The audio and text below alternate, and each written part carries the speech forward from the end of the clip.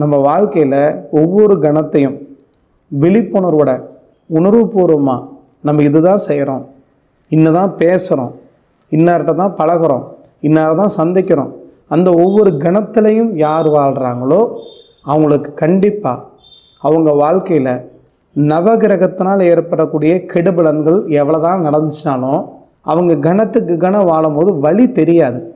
அதிலிருந்து கடந்து வரக்கூடிய வல்லமை அவங்கள்ட்ட இருக்கும்.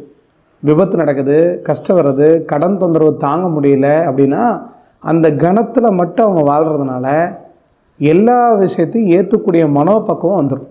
முடிஞ்ச வரைக்கும் உங்கள் வாழ்க்கையில் ஒவ்வொரு தடவையும் நீங்கள் பிரார்த்தனை பண்ணாலும் சரி, பிரார்த்தனை பண்ணாட்டையும் சரி, கடவுள் நம்பினாலும் சரி, கடவுள் நம்பாட்டையும் சரி, ஒவ்வொரு கணப்பொழுதும் யார் ஒருத்தர் நன்றி உணர்வோடு இருக்காங்களோ அவங்க வாழ்க்கையில் கண்டிப்பாக பிரபஞ்சம் மிகப்பெரிய அளவில் நல்லது செஞ்சு